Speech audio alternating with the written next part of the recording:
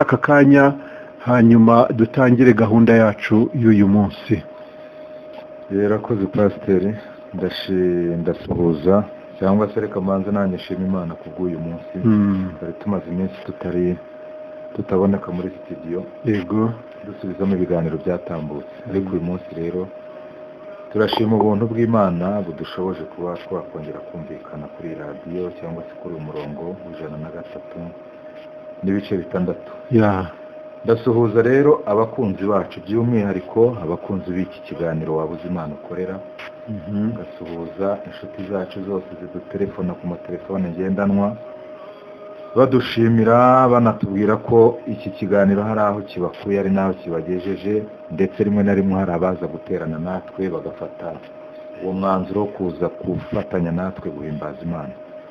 Abera bose rero, abo duterana bose ntagiye kuvuga amazina, ndabasuhuje mu izina rya Yesu. Nshuhuje abo b'Irurindo, nshuhuje abahari Jari ndetse n'ab'inyamata, bose bumve ko tubatahije mu izina rya Yesu. Kandi uyu munsi nkaba mbahaye ikaze kabisa, niringiye ko hari icyo bari buze kunguka nanone ku bijyanye no kumenya Imana. Haleluya. Nguko rero uwo ni Nkurunziza François, umukunzi wanyu, akaba n'umukunzi w'ubutumwa bwiza. Turahanga rero ku bwanyu, kandi nizeye ko Imana igiye kutugirira neza hamwe. 103.6 Hot FM.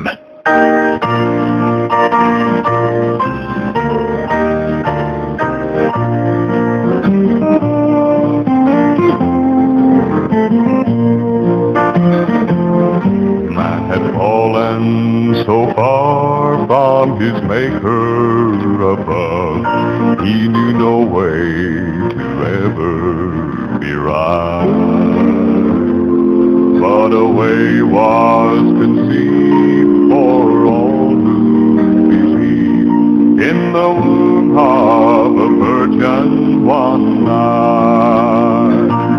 A way out of the shackles that bound my poor soul, a way to bind up the wounds, make this heart of mine whole, a way to the treasures of a heavenly home, a way in a manger for me.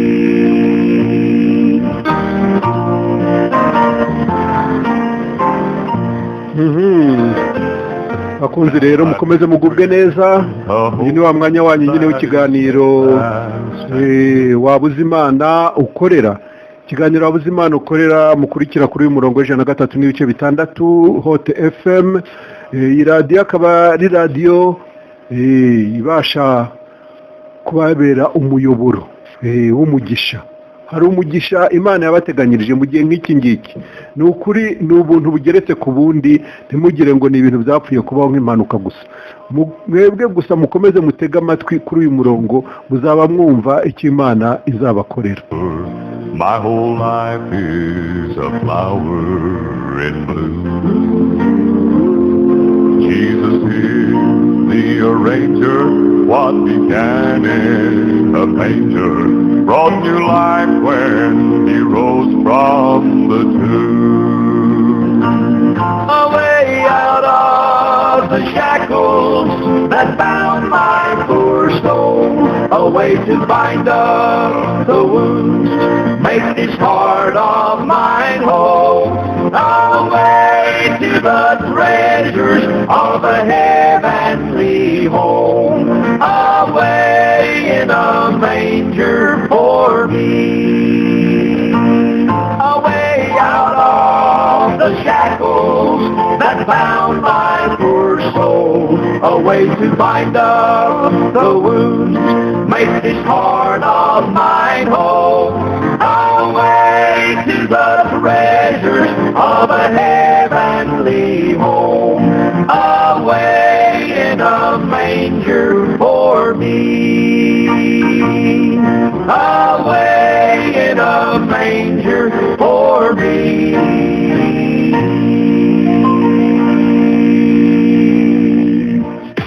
They keep asking you to switch. We say way, never. Simply stay who you are. If you're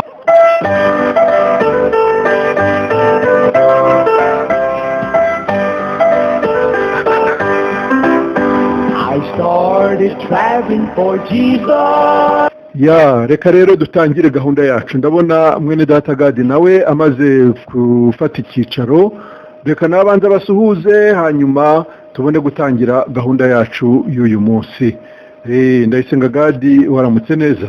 Waramutse pata. Amakuru muramukanye? Turaho kabisa, turamutse amahoro. Shimira Imana. Yego. Ndabona uramukanye bakwe, sinzi niba hari wumva ukuri ku mutima, niba ari mama Shemusa, niba ari inde wasuhuza muri gitondo mbere ko dutangira iyi gahunda yacu. Yego, ndasuhuje umukozi w'Imana Eric wo muri Omega Church. Eric adutiza amatwi papazo. Imana imuhe umugisha kandi tugirane nawe ibihe byiza, kuko ubu ngubu barimo kudutega amatwi. N'abandi bene data bose dusengana, na bene data bo muri Omega, Imana ibahe umugisha kandi ubuntu bwayo bubane nabo kuri uyu munsi no mu materaniro bari bugire. N'abandi bose barimo kutwumva bari mu burasirazuba, mu burengerazuba, mu majyaruguru, mu majyepfo, aho hote FM ibasha kugera hose, turabasuhuje. Mwaramukanye amahoro y'Imana. Ya, urakoze cyane rero. Ni Ndayisenga Gadi abasuhuzaga. Ubu ngubu rero tukaba tugiye gutangira ikiganiro cyacu cy'uyu munsi. Nkuko rero mwumvise ubushize ko twagiye rwose, niba abanyarwanda buriya bazi imigani ariko ngo asize rirese, hari ukuntu ibintu byari bigeze haryoshye, ibintu byari bitangiye gusobanuka ukuntu amasaha nayo baradufashe. Uyu munsi rero nta kuvuga bishop, nta kuvuga apostle, nta kuvuga dini runaka, nta kintu na kimwe, nta zindi nkuru dushaka. Turashaka ikintu cyitwa ubutumwa bwiza. Uyu munsi turivugira ubutumwa bwiza gusa, kuko abagabo ndi kumwe n'abahangana, abagabo niringira cyane. Aba ndabemera ku kintu kijyanye n'ubutumwa bwiza, ntabwo ari ba bantu nyine bapfa kwivugira ibigambo gutyo gusa, ntabwo ari abantu batera waraza, ni abantu bazi icyo bavuga. Iyo tuvuga ubutumwa bwiza rero, ntabwo tuba tuvuga amagambo yose aturutse muri Bibiliya, kuko ni ukuri nubwo tutari bwinjire mu ngero zitandukanye n'icyo, ariko namwe ubwanyu ibyo mwumva ni byinshi, n'ibyo mwibonera ni byinshi ku mateleviziyo, ku maradiyo, ibintu mwumva byose byitirirwa Imana. Ntabwo ariko byose ari ubutumwa bwiza, nta nubwo ariko byose ari ijambo ry'Imana, kabone naho baba babikuye muri Bibiliya. Kuko ijambo ry'Imana ni umwuka. Uwo mwuka uhishe mu nyuguti niwo ugomba guhishurwa, noneho ugatanga ubugingo, uwo mwuka. Naho inyuguti gusa, ibigambo gusa biri aho, wapi? Ubutumwa bwiza nk'uko twabyumvise mu Baroma igice cya mbere uhereye ku murongo wa 16 n'uwa 17, hava ngo ubutumwa bwiza ntibunkoze isoni, kuko ari imbaraga y'Imana ihesha uwizera wese gukizwa, yaba umuyuda, yaba umugiriki, yaba mbese umuntu uwo ari we wese. Ubutumwa bwiza ni imbaraga y'Imana imuhesha gukizwa. Ntabwo iyo bagarukiraho wenda ntabwo byari gusobanuka neza, ntabwo byari kuryoha. Ariko noneho hari ukuntu bakomeje, umwanditsi akomeza asobanura ati kubera yuko muri ubu butumwa bwiza niho gukiranuka kw'Imana guhishurirwa, guheshwa no kwizera kandi kugakomezwa nako. Gukiranuka kw'Imana, uko abantu benshi batazi. Kuko gukiranuka azabeshwaho no kwizera, apana n'amasengesho. Kwiheza ubusa se, ariko se buriya kwizera wenda komezwa n'amasengesho, sinzi muraza kubibwira neza. Sinzi ukuntu bajya bavuga ngo kwenyegeza, niba ari kwenyegeza, niba benyegeza gute, kajya nk'ahantu kwenyegeza. Ninde twari kumwe? Ni Venuste. Venuste twari kumwe muri bisi rwose, wenda reka nivugira ko konyine gusa, nubwo navuze ngo ntabwo dushaka kuvuga ikindi kintu, ariko nacyo nako ni akantu keza karadusekeje. Turi mu modoka mu kiri cya kibisi nyine tuvuye i Kanombe, umuntu umwe ari kuri telefone nyine ari kubwira ati ubu ngubu rero navumbuye ubutayu bwiza. ahantu kabisa ugenda kwihererana n'Imana haraburi nguyu yagiye kwenyegeza kwizera bo nimuze rero muze mumbwira neza ubutumwa bwiza ni iki kugukiranuka kw'Imana guhishwe mw'ubwo butumwa bwiza ni iki mbese abantu baduteze amatwi nabo uyu munsi ni ukuri bave hano bashima Imana bavuga ati twumvise ubutumwa bwiza karibu uwumva ari tayari agire uko adusobanurira. Urakoze reka mbere yuko dukomeza duse n'abasubira inyuma gato yego ubushize aho twasozereje twagerageje kwerekana ubutumwa bwiza bwa Yesu Kristo tugaragaza umugisha Imana yasezeranyije amahanga yose ariko amahanga nanone akaba azawuherwa mu rubyaro rwe rwa Aburahamu. Tubona rero ko urwo rubyaro rwa Aburahamu neza ntirufite aho rutandukanira n'urubyaro rwa Dawudi. Tubona ko muri Bibiliya yose abantu Imana yagerageje guha isezerano igashyiraho indahiro na Aburahamu na Dawudi. Ibyo rero twagerageje kubyerekana muri Zaburi ya 89 ndetse tubyerekana no mu Itangiriro 21:15 ngira ngo 22 18 tubyerekana no muri Yesaya 55 ku murongo wa 3 ahubwo niho twarangirije yego. Ubwo rero tugiye gukomeza turebe twinjiremo imbere none turebe icyo cyavuzwe n'abahanuzi n'amategeko yose, turebe uburyo cyasohoye ariko kandi turebe n'umumaro wacyo yego. kuko iyo tuvuze agakiza hano uyu munsi karatakara kakagaruzwa agakiza kararindwa cyangwa se ukarangara Satani akakakunyaga. Noneho bigasa nk'aho agakiza ari ubufatanyabikorwa hagati y'umuntu n'Imana, ariko icyo ni ikinyoma. Kandi niba hari ikintu Satani yakoze kuva abazungu bakwinjira muri iki gihugu ni ukwerekana agakiza nk'ikintu umuntu yihesha ariko kandi ukaba warangara gato ukagitakaza. Ariko Bibiliya ubutumwa bwiza ijambo ry'Imana ntabwo ari kubivuga. Rero God ngiye kuguha ijambo ariko kiri aho ngaho agakiza agiye hari umuntu urangije teoloji wambwiye ngo agakiza ngo ni nk'inzira ibiri hariya washaka ukayigenderamo washaka ukayivamo bose niko bavuga. Umuntu wize teoloji neza uko niko kuri. God twinjiremo rero reka tubanze dusome kwanza kiriya cyanditswe twarangirijeho cyo muri Yesaya 53 umurongo wa 3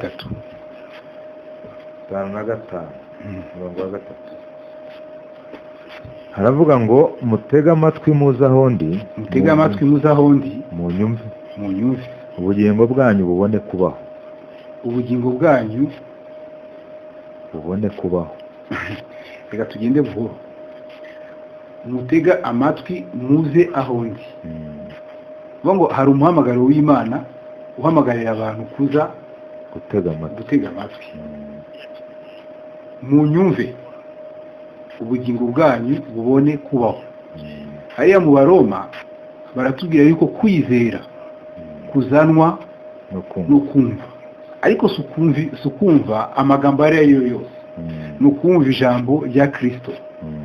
Noneho umvise ijambo rya Kristo ukizera ubu bugingo burabaho. Komeza. Nanjye nzasezerana namwe isezerano rihoraho. Tuzi yuko hari isezerano rya kera. Uyu nguyu urimo kuvuga ni Yesaya wubatse ku rufatiro rw'amategeko.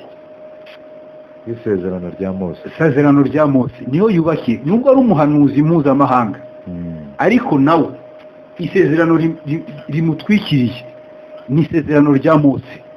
mbese rimushoreye ni isezerano rya Mose.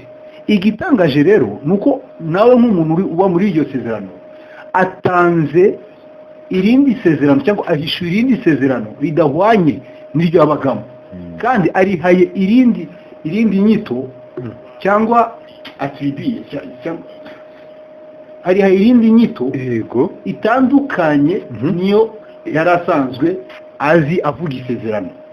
Avuze ngo nzasezerana namwe isezerano ry'iteka ryose. Ibyo bishatse kuvuga yuko iryo yari arimo ntabwo ryari isezerano ry'iteka. Sizi ko iyo diferanse ashizemo aho ngaho. Ako kantu karumvikana. Ngo nzasezerana namwe isezerano ry'iteka. Noneho dusubiye kuri rya sezerano rya Aburahamu, batubwira ko ni isezerano ry'imigisha imiryango yose yo mu isi izahabwa. Nyamara turabona ko iryo sezerano ntabwo ryari ryagasohora, kuko iri ngiri Yesaya yabagamo ryari isezerano ry'amategeko riri hagati y'Abisirayeli n'Imana gusa. Bivuga iki rero? Iri sezerano ry'iteka ryose Yesaya yavuze rifatanye neza n'iri sezerano Imana yasezeranije Aburahamu ryo guhesha muri we amahanga yose yo mu isi umugisha. Iryo sezerano rero Yesaya agaragaza ko ari isezerano ki? Dukomeze dusome. ari ryo mbabazi zidahwema. Ni imbabazi zidahwema, niryo sezerano rihoraho Imana igiye gusezerana n'abantu. Ni isezerano ry'imbabazi zitagira gute? Zidashira, zidahwema. Nyamara ba Dawidi bakundaga kuririmba muri za zaburi zabo ngo kuko imbabazi z'Uwiteka zigira gute? Zihoraho iteka. Nyamara uyo Dawidi we akaba ari uvuga ngo hahirwa umuntu Uwiteka atabaraho ibicumuro n'umuntu ibyaha bye byatwikiriwe. Ibaze uwo muntu urimo kuvuga gutyo iryo jambo ntabwo arimo kurivugishwa n'iri sezerano rihoraho, arimo kurivugishwa n'isezerano ry'amategeko abamo, kuko ryo ntabwo ritanga imbabazi zihoraho. Ni imbabazi uhabwa ari uko watambye ibitambo, ariko muri we kuko icyaha cye nuko babivuga gihora iteka imbere ye, byatumye bimuvugisha ngo sasa hahirwa umuntu uwo Uwiteka atabaraho ibi bicumuro bimuhora imbere. Umwuka w'ubuhanuzi ukamufata rero akavuga ngo imbabazi z'Uwiteka kimwe zihoraho iteka ryose. Yesaya nawe sasa ngo izo mbabazi zihoraho iteka ryose niryo sezerano rihoraho nzasezerana namwe.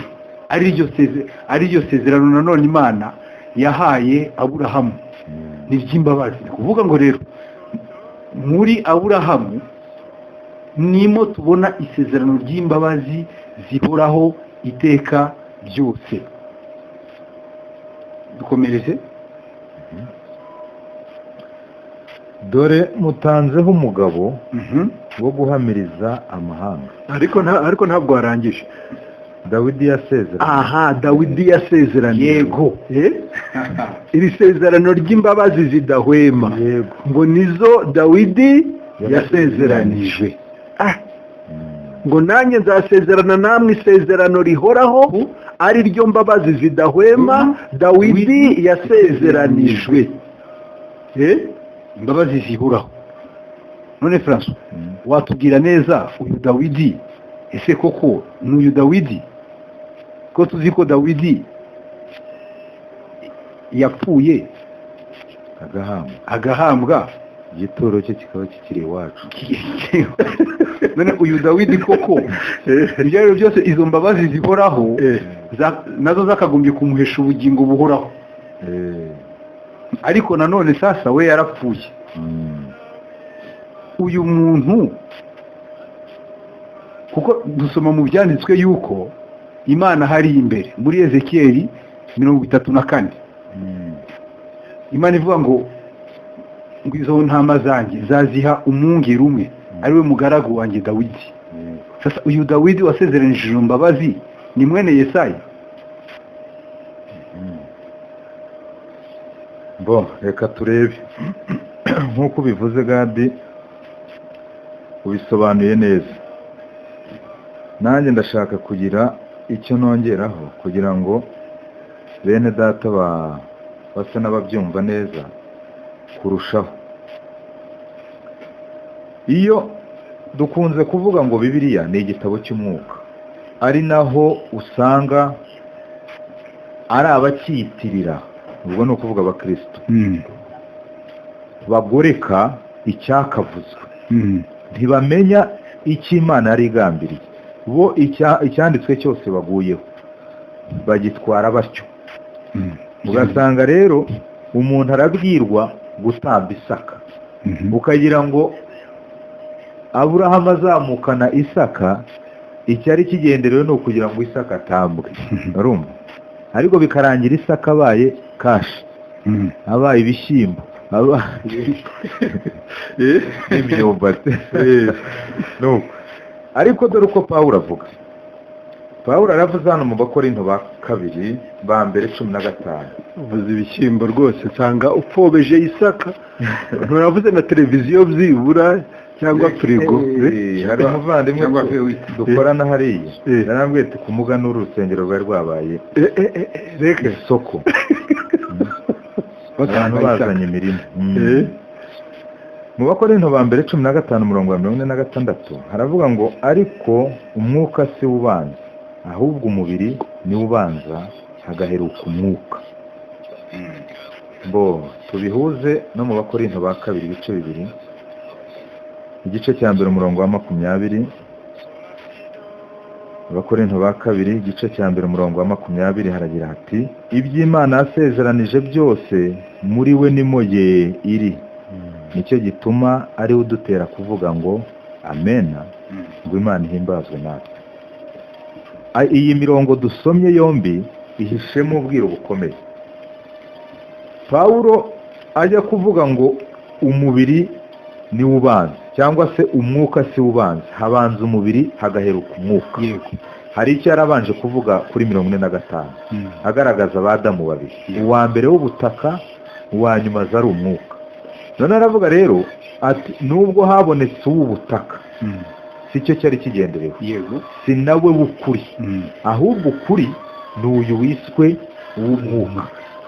Noneho rero nitujya mu buhanuzi dushingiye kuri iri jambo avuze hano mu Bakorinto ba kabiri igice cya 20, avuga ngo muri we nimo ye iri, ni ukuvuga iby'Imana yasezeranyije byose muri Yesu nimo ukuri kose, nimo gusohora kose kuri. Noneho rero wari uvuzanye Dawudi kuri Ezekiel 37, reka tuhasome. Ndasoma ku murongo wa 24, wenda ngeze kuri 26. Haravuga ngo kandi umugaragu wanjye Dawudi azaba umwami wabo bose, bazaba bafite umwungeri umwe, bazagendera no mu mategeko yanjye, bakomeze amateka yanjye kandi bayakurikize. Bazaba mu gihugu nahaye umugaragu wanjye Yakobo, icyo basokuruza bahozemo, nicyo bazabamo bo n'abana babo n'abuzukuru babo iteka ryose. Kandi Dawudi umugaragu wanjye azaba umwami wabo iteka ryose. 36. Maze kandi nzasezerana nabo isezerano ry'amahoro ribabera isezerano ry'iteka ryose, kandi nzabatuza mbagwize ubuturo bwanjye bwera, nzabushyira hagati yabo buhabe iteka ryose. Urumva 26 ahubwo 26 uravuze 36. ku murongo wa 26. Urumva ko hano turumva Dawudi muri Yesaya yamaze kumutangaho umugabo. Nitugaruka tugatega amatwi tukamwumva, Imana yiteguye gukorana natwe isezerano cyangwa se kontra y'iteka. Ariko iyo kontra si ikindi, ngo ni imbabazi zidashira Dawudi yasezeraniwe. None Ezekiyeli nawe aravuze tuwo Dawudi rero wasezeranijweho imbabazi zidashira niwe uzababera umwungeri, bituma Imana isezerana nabo isezerano rihoraho kandi ry'amahoro. imbabazi amahoro. Urumva amahoro n'ubundi aza ahari imbabazi. Uyu Dawudi rero uvugwa aha mu by'ukuri turabona umubiri Dawudi mwene Yesayi se wa Salomo, uwo niwe ubaye igishushanyo. Ariko Dawudi amaze gupfa iri jambo ntiryigeze risohora, nta umwuzuro waryo wari utaraba. Ariko noneho ubutumwa bwiza rero bubonetse, Yesu Kristo ahishutse. Reka turebe muri Luka amagambo avuga ku gice cya 19. Hano harimo inkuru y'umugabo witwa Zakayo. Ku murongo wa 8 tugeze wenda ku 10. Maze Zakayo arahaguruka abwira umwami Yesu ati, dore databuja, umugabane wa kabiri w'ibintu byanjye ndawuha abakene, kandi umuntu wese nambuye ndabimuriha 4. Yesu arababwira ati, uyu munsi agakiza kaje muri iyi nzu, kuko nawe ari umwana wa Aburahamu, kandi umwana w'umuntu yazanywe no gushaka no gukiza icyari cyazimiye. Hari ikintu ubu ngubu Yesu avuze aha abanyamadini badashobora kumva. Yesu kuvuga ngo uyu ni mwene Aburahamu, hari ikintu avuze giteye gitangaje. Ntavuze se umubyara cyangwa sekuruza, ahubwo asubiye mu isezerano. Aravuze ati uyu nawe agomba kugerwaho agakiza kuko ni urubyaro rwa Aburahamu. Noneho rero aha turabona Yesu atangiye guhishura ibyavuzwe kuri Aburahamu n'ibyavuzwe kuri Dawudi. Ariko noneho reka twitegereze amagambo Petero avuga aha ngaha utarajya kure. Yesu aravuze ngo agakiza kinjiye muri iyi nzu. Kandi ako gakiza Zakariya yaragasobanuye ari ukubabarirwa ibyaha, arizo za mbabazi zidahwema, ndavuga ko byinjiye mu isezerano rya Dawidi ikajya no mu isezerano rya Aburahamu, kuko uwo uhawe izo mbabazi ni mwene Aburahamu. Niyo ashaka ari kuvuga ngo mwene Dawudi. Avuze umwihutiye, ariko nta Dawudi nta Aburahamu, kuko basangiye isezerano. Pawulo rero hano dore ukavuga mu bice 15 na 3 byakozwe n'intumwa.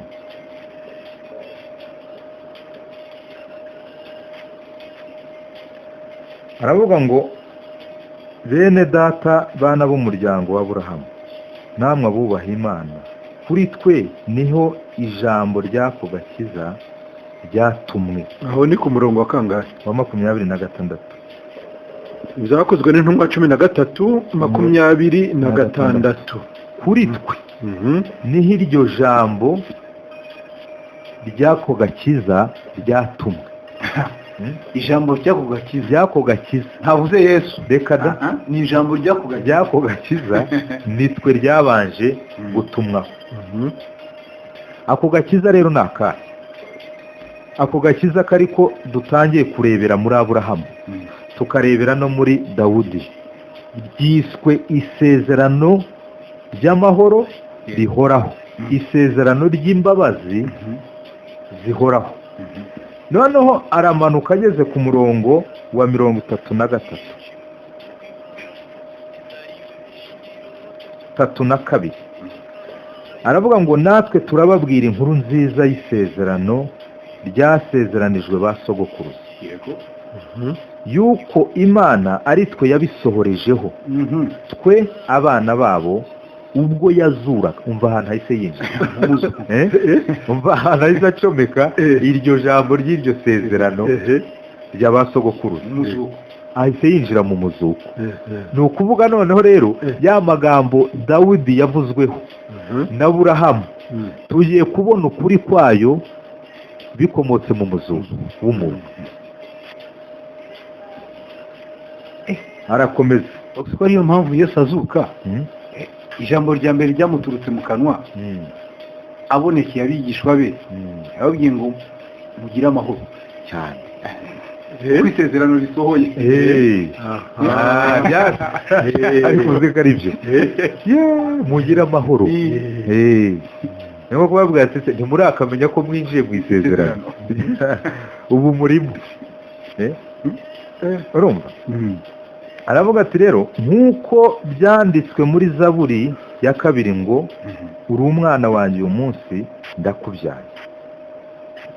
arasimbuka kuri 34 aravuga ngo kandi kuko yamuzuye ubutazasubira mu iborero nicyo cyatumye avuga ati nzabaha imigisha ya Dawudi itazakuka. urumva ko Dawudi rya sezerano ry'imbabazi noneho urubyaro rwa Dawudi rugiye kuzihabwa binyuze mu muzuko w'umuntu umwe ari we Kristo. bishatse kuvuga ngo rero uriya Dawidi wavugwaga yari Kristo. ni Kristo wavugwaga ubundi niwe Dawudi nyawe. rya jambo Yesaya na Samweli avuga ati mbonye Dawudi uyu niwe uzasohoza ibyo nshaka byose. burya yarebaga Dawudi muri Dawudi w'umubiri. yarebaga Dawudi nyawe muri Dawudi w'umubiri mwene Yesaya. uko Yesu yabwiye abigishwa bamuzaniye ibyo kurya ku iriba kabwa ati ngwino ufungura undi sirekada yewe nariye barongorana batese hari umusamariya wamuzaniye ibyo kurya. uyu mugore tugusanganye niwe wamugemuriye. yaje aravuga ati reka da tufite ibyo mutazi rero tugiye ibyo kurya byanjye ni ugukora ibyo wantumye ashaka no gusohoza umurimo cyane yampaye. mubahebura bakavuga ngo uko gushaka rero kw'Imana yakoraga niko kwatumye twezwa tubiheshejwe n'ukuva ko nasubiye kandi mu gupfa no kuzuka tubiheshejwe n'uko umubiri wa Kristo watambiwe bimwe kugira ngo bibe bihagije iteka ryose. noneho ku murongo wa 14 agahita avuga ngo noneho ngo abezwa yabatunganishije rwose igitambo kimwe kugeza iteka ryose. aho ngaho bavuga ngo agakiza ngo ni inzira iri hariya tugomba gucamo ubundi bakavuga ngo ahubwo twaratunganyijwe. ariko se ubu mwari mukivuga umugisha cyangwa ntabwo turayiva hari turacyari ku umugisha wa Aburahamu. umugisha wa Aburahamu. noneho rero uyu mugisha turacyahuza ibyanditswe nk'uko umwuka yabikoze. hari amasezerano mu buhanuzi buri iyo hirya ariko umwuka aje ku cyumweru turi Butare Pasiteri Gadi yakoze ikintu ndaryoherwa nenda kuguruka. urumva turi kuri Pentekote y'Abayuda umunsi wagenwe mu mategeko Mose arawutegeka. abantu bagombaga kuzana umuganura bazaniye Imana ibyo basaruye ku mugisha Imana yabahaye. uwo muhango rero uba karande kugeza mu gihe cya Yesu. noneho ku munsi wo kuza k'umwuka ku munsi wo koherezwa umwuka mu isi aje mu bantu gutura mu bantu. reka twifashishe wenda ijambo riri muri Yesaya 32 ku murongo wa 15.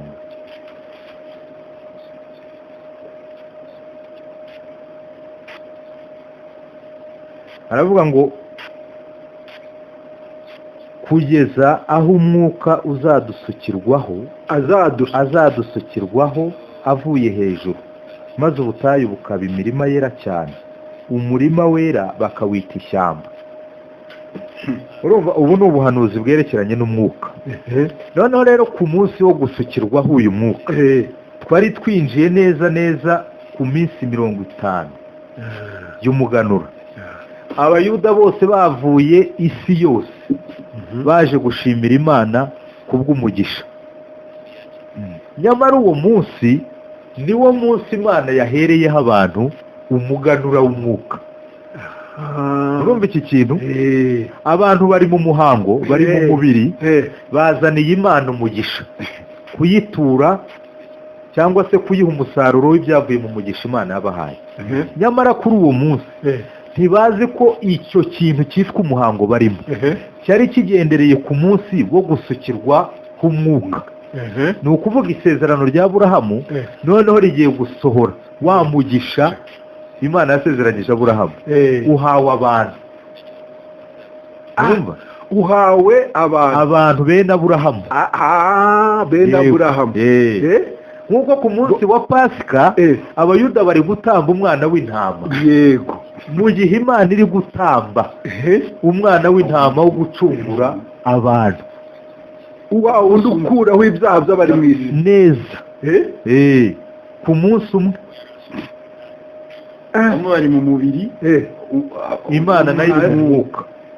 Ariko wa mugani kuki uyu mwuka atasutswe mu rusengero aho abantu bari bateraniye bazanye umuganura, ahubwo abantu bari bibereye mu cyumba cyo hejuru akaba aribo basukwaho uwo mwuka, umuganura nyawo w'Imana ugasukwa ku bantu batazanye ibipfunyika n'amaturo n'imirimo akaba aribo bahawe umuganura w'umwuka. Uzi ko bari bazanye imiganura y'ibisarurwa byabo aribo bavuze bataba batsinze tu neza niraranyo impira ngo batsinze ihira. Icyo rero ni kikwereka uburyo amategeko ahuma ku buryo uri umunyamategeko udashobora kubona umurimo w'Imana. Ntibishoboka, ntabwo wawubona. Urumva rero pastor, icyo narindi kuvuga ubu turacyambika ibyanditswe cyanditswe ku kindi. Kurya Isaya yavuze ati nta kigore kizabura ikigabo. Ubu nibyo turimo hano. Ariko noneho rero mu kanya kari imbere turaza kugaragaza mu by'ukuri uwo mugisha wa Aburahamu n'iryo sezerano rya Dawudi uburyo bihura n'ubuhanuzi ngo bihoraho. Impamvu byitwa ibihoraho nuko urabona nuko atari ibya Dawudi pirate, nuko atari Dawudi mwene Yesayi, bikaba atari ibya Aburahamu mwene Tera. Reka da abo baravugirwamo urebwa imbere. Niyo mpamvu gituma bahamywa gutyo. Uwo rero arizerwa imbere y'Imana nk'uko Imana yizerwa, nawe n'uwo kwizerwa. Kondara rero bagiranye ntishidikanywaho. Ariko uzi ko ari byo muri yo bava ngo n'abagaragu bayo ntabwo yibiringira yaba Aburahamu yaba Dawidi ntabwo icyo kubiringira. Urumva uretse nawe na Gaburiyeli ntimwiringira cyane rwose n'abamarayika bayo ibabonamo amafuti. Bishatse kuvuga ngo rero uwo yagiranye nawe isezerano ni umuntu yizeraga cyane. Uyu nsezeranye nawe ndamuzi azasohoza ibyo nshaka byose. Mbese ni nk'uko mbizera nanjye ku ijambo. Ubu ndi kumva uburyohe. Nguko rero hagati rero y'Aburahamu ntabwo tubona Aburahamu abwira Imana ngo Mana ngo niyemeje gukora gutya, ngo noneho ngo nimbirangiza ngo nawe ngo uzasohoze bumbwiye. Tubona ahubwo Imana ivuga ngo njye ubwanjye Aburahamu isezerano ryanjye ndari guhaye. Dawudi nuko. Ariko nitwinjira muri Zaburi ya 30 ngira ngo na 7 aho tukaza kugaruka mu Baheburayo igice cya 10:5 turabona hari isezerano ku bagabo babiri, Imana na Kristo. Umwe aravuga ati kuko ibitambo n'amaturo utabishaka, icyo nicyo cyatumye nza gusohoza ibyo ushaka. None Imana nayo iravuga ati muri uwo sinzongera kwibuka icyaha cy'umuntu. Yego. Sinakwibuka icyaha cy'umuntu. Muri uyu uwo nzabona muri uyu tugiranye isezerano uwo azaba ahindutse uwera iteka ryose. Urumva? Aha rero niho dushaka kwinjira neza Gadi, ducukumbure twerekana aka gakiza tugatereke ku isahani uko umwuka yagahishuye mu ntumwa. Noneho ababurana na Bibiliya rero bayice cyangwa se bemeranye nayo ko ibyo ivuga ari ukuri. So many years ago, my body's growing so weary, my footsteps are getting so slow. I'll make it to heaven someday, with loved ones forever to stay. The footprints of Jesus are leading the way. I'll make it to heaven someday.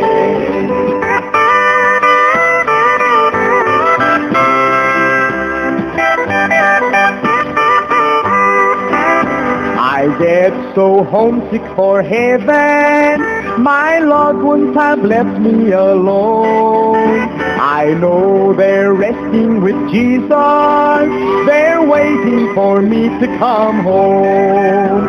I'll make it to heaven someday, with loved ones forever to stay. The footprints of Jesus are leading the way. I'll make it to heaven someday.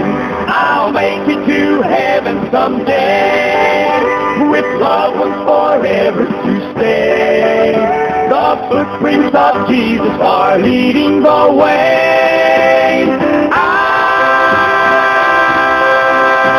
I'll make it to heaven someday. Aha, nguko rero bo nimukomereza aho ngaho. Mukomereza aho ngaho. Gadi, ni wowe ufite ijambo ni Faranswa. Yego. Reka twinjire mu buhanuzi. Aha. Muri Samweli wa 2 ibice 7 duhere ku murongo wa 12. Iyi ni Imana igiye gusezeranya Dawudi kubw'igitekerezo yarazanye cyo kubakira Imana inzu. Imana irambwira ngo kandi iminsi yawe nigera ugasinzira na basekuruza bawe, nzimika umwana wawe wibyariye akuzungure kandi nzakomeza ubwami bwe, nuko uwo ni we uzubakira izina ryanjye inzu, kandi nzakomeza intebe y'ubwami bwe iteka ryose, nzamubera se nawe azambera umwana, nacumura nzamuhanisha inkoni z'abantu n'ibyago by'amoko y'abantu, kandi imbabazi zanjye ntizizamwomorokaho nk'uko zomorotse kuri Sawuli nagukuye imbere. Aho niye musomye ni Samweli wa 2 ibice 7 duhereye ku murongo wa 12 kugeza kuri 14. Abantu badukurikira babyumve neza. Samweli wa 2 Samweli wa 2 igice cya 7 umurongo wa 12. Utaravaho ngaho reka tuhahuze n'iki cyanditse ngo uwo mwana niwo uzubakira izina ryanjye inzu. Reka noneho tuhahuze na Zakariya igice cya 6 umurongo wa 12. Yego. Wumva uwo mwana umubwira uti Uwiteka Nyiringabo aravuga ati dore umuntu witwa Shami uzumbura azamera ahantu. Babwire Zakariya he? Zakariya 6 umurongo wa 12. Umuhanuzi Zakariya igice cya 6 umurongo wa 12. Umubwira uti Uwiteka Nyiringabo aravuga ati dore umuntu witwa Shami uzumbura azamera ahantu, kandi niwe uzubaka urusengero k'Uwiteka. Umuntu witwa Shami ntabwo ari Salomo. Urumva Dawudi abujijwe kubaka inzu. Kandi hariya muri 14-13 Samweli wa mbere yahamijwe ko azakora iby'Imana ishaka. Ari ikibazo ko ageze kubaka inzu. Imana tereka ariko aho ntushoboye, ntabwo ari wowe. None umuhanuzi mu myaka 100 arongeye yavuze ko hari Shami uzubaka inzu. Ntabwo ari Salomo. ntabwo ari Salomo. ntabwo ari Salomo, Eh, si Dawidi nta nubwo na Salomo. Kuko ubuzi ibintu Salomo yavuze amaze kubaka inzu yarashekeje.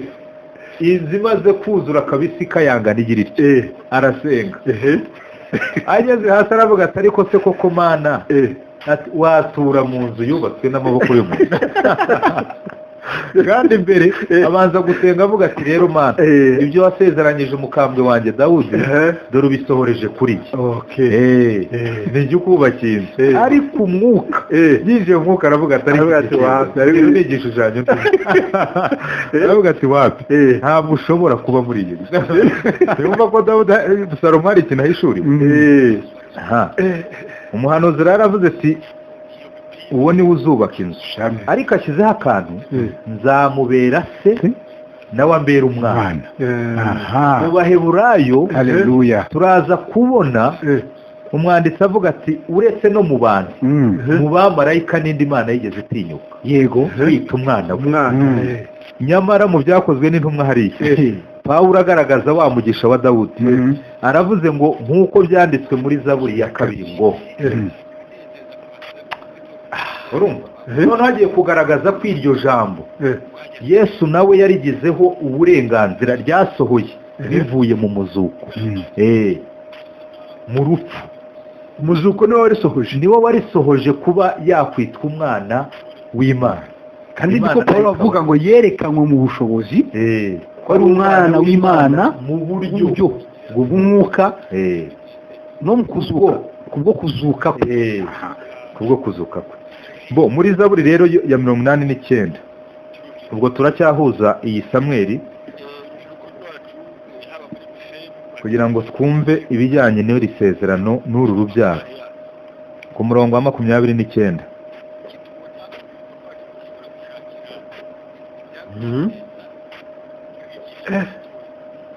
haravuga ngo kandi nzamuhindura imfura yanjye asumbe abandi bami bo mu isi. uri muri Zaburi ya 89, umurongo wa 29, ku murongo wa 28 wari uhereye kuri 28. Ariko reka mpere kuri 26. 26 yego. Haravuga ngo nzashyira inyanja mu ntoki ze n'inzuzi mu kuboko kwe kw'iburyo, azantakira ati ni wowe data Imana yanjye, igitare cy'agakiza kanjye. Kandi nzamuhindura imfura yanjye asumba abandi bami bo mu isi, nzamubikira imbabazi zanjye iteka ryose. Isezerano ryanjye rizakomera kuri we, kandi nzaramisha urubyaro rwe iteka ryose, nzaramisha intebe ye y'ubwami nk'iminsi y'ijuru. Noneho kuri 31 aravuga ngo nimba abana be bazareka amategeko yanjye ntibagendere mu byo nategetse, niba bazaca ku mateka yanjye ntibitondere amategeko yanjye, nibwo nzahoresha ibicumuro byabo inkoni, no gukiranirwa kwabo nzaguhoresha kubakubita, ariko sinzamukuraho rwose imbabazi zanjye. Sinzivuguruza umurava wanjye, sinzica isezerano ryanjye, sinzahindura ijambo ryavuye mu kanwa kanjye. Igihe kimwe narahiye kwera kwanjye, sinzabeshya Dawudi. Yarahiye kwera kwanjye kwitazigera ibeshya Dawidi. Reka ntibishoboka. Oya, subiremo aya magambo. Ariko ku murongo wa 34 ariko sinzamukuraho rwose imbabazi zanjye. Subira kuri 31 wenda 31. Nimba abana be bazareka amategeko yanjye. Genda buhoro, hari akantu numvise. Niba abana be abana be ba Dawidi ni benshi, ariko wumve nibacumura, genda pore ndaza kwereka akantu mvumbuye. Oya,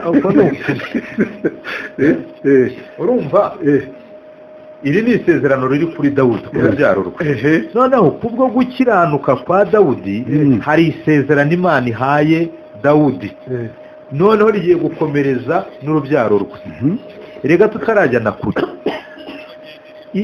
iki gishushanyo kiri hagati ya Dawudi n'Imana tubanza kukibona kuri hagati na Yonatani kuko isezerano ni imbabazi yego ariko Yonatani arebye kuri aravuga ati iri sezerano rigumye kuri njye gusa urubyaro rwanjye rwazahangayika kuko simbiringiye ko bashobora kumerera nk'uko mereye Dawudi yego noneho rero kugira ngo mbacunguze isezerano reka nabo mbashyiremo Yonatani abwira Dawudi ati iri sezerano ry'amahoro ntirikagarukire hagati yanjye nkiriho yego ahubwo rikomezwe no ku rubyaro rwanjye n'urwawe bashyiraho kashe ariko Bibiliya iza kutwereka amakuru ya Mefibosheti abana ba Sawuli bicwa ariko Dawudi arokora Mefibosheti ngo kubw'indahiro yarahiye Yonatani hano rero nawe na Seba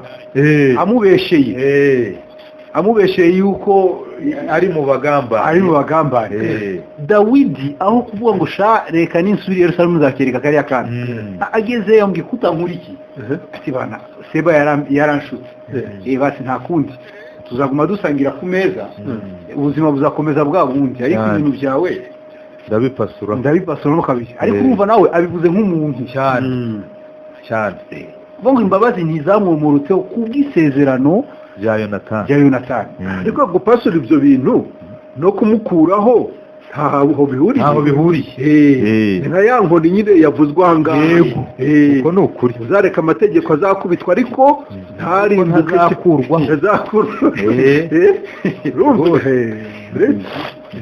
mirongo itatu n'umwe tugende gahoro gahoro ngo ariko sinzamukuraho rwose imbabazi zanjye sinzivuguruza umurava wanjye ariko ubundi akantu nashaka kuvuga urumva isezerano aya kuri 31 ngo niba abana be bazareka amategeko yanjye urumva avuze abana ntibagendere mu byo nategetse abo ni abana ntabwo ari Dawidi ni abana niba bazaca ku mategeko yanjye ntibitondere amategeko yanjye yego nibwo nzahoresha ibicumuro byabo inkoni no gukiranirwa kwabo nzaguhoresha kubakubita ariko sinzamukuraho rwose imbabazi zanjye umva aho kuvuga ngo sinzabakuraho ubundi iyo umuntu avuze ngo zahanisha ibicumuro by'inkoni uyu muntu uri kuvuga guhanisha inkoni ahagaze mu wuhe mwanya ahagaze mu wuhe mwanya ni mu mwanya w'umubyeyi ni mu mwanya wa data w'umuntu ubundi nta muntu wavuga gutyo nta muntu wavuga gutyo ntibishoboka ntibibaho umva aka kantu rero ageze avuze abana nibacumura nza none aravuga ariko sinzamukuraho aho kuvuga ngo sinzabaku abo bana sinzamuku asubiye bari abana kuri Dawidi umwana bari urubyaro ikizatuma abo bana batava imbere yanjye ni kubw'uyu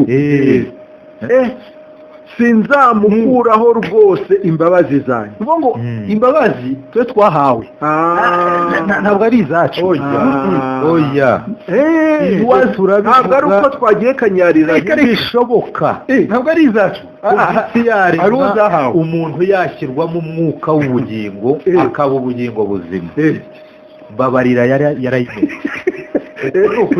babarira yarayizi ariko nta muntu yigeze ikora kugira rero ngo Imana ihishure ikiri mu mugambi wayo itanga amategeko nko kubwira Abisirayeli ati niba mukeka ko ushobora kuvuga ngo mbabarira icyaha kigakurwaho imbere yanjye ntibishoboka paka haboneka impongano y'ubugingo bwawe babarira ntiyigeze ikora n'umunsi n'umwe imbere y'Imana ntiyigeze ibaho Mana mbabarira ntabwo yigeze bishoboka ku Mana y'umwuka ibyo bigirwa n'abantu bafite amarangamutima kandi yabwiye Isati sindi umuntu sindi n'umwana w'umuntu mwishaka rero kunyura mu marangamutima yanyu ngo mushushanye uko nge nteye uko yabishushanyije rero y'ubwayo itambe ibitambo mu izina ryo kubabarira ibyaha nuko niko bimeze igihembo cy'ibyaha ni urupfu nta kindi kabisa ntuzane ibigambo ntibibaho ibyo ntibibaho wakoze icyaha urapfa none kuki Yesu avuze ngo iri ni isezerano ry'amaraso yanjye ava ku bwa benshi ngo bababarire kuki atavuga ubu nta kintu avuzemo aho ngaho kuki abanje amaraso akavuga ko ari by'imbabazi ziboneka yego nta maraso avuye nta mbabazi icyaha ntikibabarirwa ntibishoboka imbabazi twaha imbabazi imana yazihaye Yesu gade dukomeza tuharangize ariko aryoshye biteye ubwoba bo nibwo nzahoresha ibicumuro byabo inkoni no gukiranirwa kwabo nzaguhoresha kubakubita yego ariko sinzamukuraho rwose imbabazi zanjye sinzivuguruza umurava wanjye yego sinzica isezerano ryanjye sinzahindura ijambo ryavuye mu kanwa kanjye igihe kimwe narahiye kwera kwanjye sinzabeshya Dawudi urubyaro rwe ruzarama iteka n'intebe y'ubwami izarama nk'izuba imbere yanjye ariko pastor urimo kumva za mbabazi z'Uwiteka zizaramisha urubyaro iteka yego n'intebe y'ubwami ikazarama nk'uko izuba mbese rihagaze imbere y'Imana kuko rihora ricanye uyu rero Dawidi turi kuvuga abantu babyumve nshuti zacu bavandimwe uyu Dawudi usezeranyijwe aha muri Samweli wa 2:7-12 n'uyu nguyu uvuzwe hano muri Zaburi ya 89 uyu si Dawudi mwene Yesayi mubyumve neza mu izina ry'igishushanyo hagaragaye Dawidi koko ariko noneho umwuka wera naza mu byakozwe n'intumwa tubona abanza guhamya ngo Dawudi uwo yarapfuye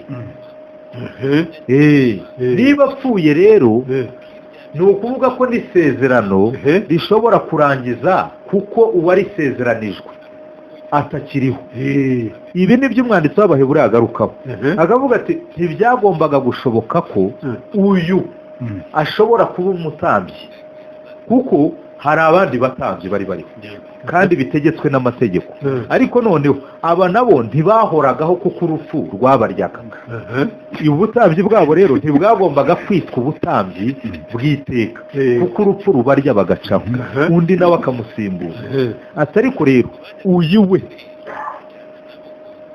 ntabwo ubutambyi buheshejwe n'uko amategeko y'abantu avuga ahubwo buheshejwe n'uko afite imbaraga z'ubugingo butagira iherezo ntiwumva aha rero babyumve neza ko Dawudi uvuzwa aha atari mwene Yesayi ahubwo ari Kristo uvugwa yego wawundi uzubaka urusengero kandi hariya mu buhanuzi bwa Zekariya François umwanditsi ntabwo yagaragaje ko uyu uzubaka azaba umwami gusa azaba n'umutambyi reka yenda tuhasome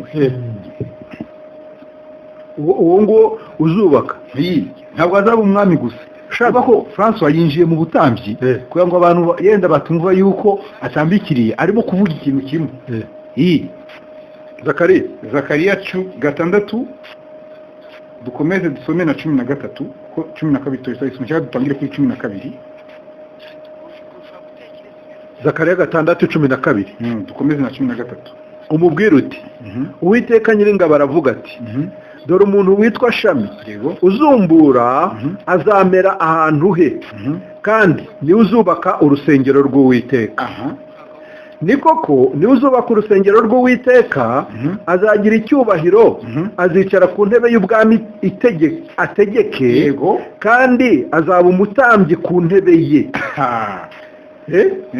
ngo bombi bazahuza inama zizana amahoro bombi se ide nande kwire ni umutambyi kandi ni umwami ni umutambyi kandi ni umwami tugiye hariya mu Baheburayo aho ni mu buhanuzi tugiye rero mu utaraje mu Baheburayo aho umuhanuzi avuze ko uwo Dawudi azaba umwami abe n'umutambyi noneho reka rero turebe uretse ubuhanuzi koko Dawudi ariho uyu w'umubiri yego ntashobora kuba yaragaragaje icyo gishushanyo cy'ukuri k'uzaza nyirizina. yego dore mu ngoma za mbere igice cya 15 ku murongo wa 27 ingoma za mbere isanduku igarurwa. ingoma za mbere 15 15 umurongo wa 27 haravuga ngo kandi Dawudi yari yambaye umwitero w'igitare cyiza. Abalewi bose nabo bari baremerewe isanduku n'abaririmbyi n'abakenaniya umutware w'abahetsi bose bari bambaye batyo. kandi Dawudi yari yambaye fodi y'igitare. Munyumvire namwe. uyu ni umwami ariko yambaye efodi. Ni umwami wo mu muryango wa Yuda. Umwanditsi w'Abaheburayo akavuga ngo ntacyo Mose yigeze avuga kuri uyu muryango wa Yuda yerekeranye n'ubutambyi. Reka da, niba rero atarakivuzeho ubundi hano Dawudi yagombaga kwicishwa kuko ibintu byo kuzajya itegeko ry'Imana ntabwo yari rireba Abisirayeli ngo risonerwe abandi. Uribuka na Uziya agiye gutanga ibitambo yigize umutambyi, byarangiye akubise inkoni y'ibibembe apfatyo kandi ariko Dawidi yitaye mu by'ubutambyi agiye kwambara efodi ntakibivuze kuko ntakimutwaye. Reka da, ahubwo ariye n'imitsima rwose ubundi ava ku rugamba akinjira mu nzu y'Imana akajya kurya imitsima ibuzanijwe. nta kibazo, nta rubanza rwamugiyeho. icyo yahishuraga rero ni uko yagaragazaga Dawudi w'ukuruzaza zaba umwami mwenyewe aba n'umutambyi. mu Baheburayo rero 7 ukuvuga ngo uwo Melikisedeki izina rye rikaba risobanura umwami w'amahoro ndetse n'umwami wo gukiranuka. yego nguwo rero ngo yari umwami akaba n'umutambyi w'Uwiteka. ubwo ngo yashushanyaga umwana w'Imana uzaba umwami akaba n'umutambyi. noneho tuvuge ngo na Dawudi yashushanyaga uwo wiswe ngo nzamuhindura imfura yanjye. bishatse kuvuga ngo rero nta rwa rubyaro rw'ubwami narwo rwashushanyaga urubyaro rw'umwuka ari rwo twebwe. amaherezo rero ndabona ibi bintu byose biraza kuza ari ibishushanyo tu, ariko ikintu nyirizina iyo Bibiliya ivuga ngo isezerano rya kera ryari igishushanyo n'igicucu cy'ibizaba, ni ukuri ko uhereye mu gitabo cya mbere cy'Itangiriro ukageza kuri Malaki ni ibishushanyo biraho kuri kwabyo nkuko bivuga kubonerwa ishusho yabyo ifitwe na Kristo bivuga ngo rero ibi ngibi mbona mutazabivamo kuko ahantu hose murabona Kristo tu n'itorero rye niwe wenyine ariko rubyaro niryo torero n'abami Kristo n'urubyaro ibintu byose Adamu na Eva Adamu wa nyuma. none amaherezo biraza kuba ari bwo butumwa bwiza sasa. Bibiliya yose ni ubutumwa. Paulo hariya Imana ibwiye Dawudi ku rubyaro rwe rutazakurwaho imbabazi. noneho urebe nawe hano mu Baheburayo igice cya 2 ahubwo utarageraho ngo Dawidi ngo yabyiraga imbere y'Uwiteka yambaye efodi yibya hejuru. wajya mu Baheburayo ukumva ngo uwo mwana w'Imana aba ngo nzaririmba ishimwe ryawe hagati y'iteraniro. none ari ngiye gusoma ngaho tugende Abaheburayo 2 umurongo wa 12 haravuga ngo kamere kuri 11 kuko uweza n'abezwa bose bakomotse kuri imwe. nicyo gituma adakorwa n'isoni zo kubita bene sati. nzabwira bene data izina ryawe nkuririmbira ishimwe hagati y'iteraniro. kandi ati nzaba ariyo niringira. kandi ati nzaba ariyo niringiye. kandi ati dore ndi hano jyewe n'abana Imana yampaye. wajya rero muri Yesaya 53 umurongo wa 10 bakavuga ngo azabona urubyaro ruva rumwishimiye rumunezeza. Yesaya 8 niho havuga ngo dore ndi hano. Iri jambo mwanditsi w'Abayobora Kotimba ni muri Yesaya 8 ngo dore ndi hano nje n'urubyaro Imana yampaye. Urumva? Ubwo rero urumva ko urubyaro rwa Aburahamu na Dawudi rwavukiye mu iki cyanditswe kinyibukije ukuntu twigishaga abantu kera kuri cyanditswe ababyeyi uburyo bagomba kurera abana babo neza nyine bakazabamurikira Imana naho hishurirwa ryacu ryagarukiraga.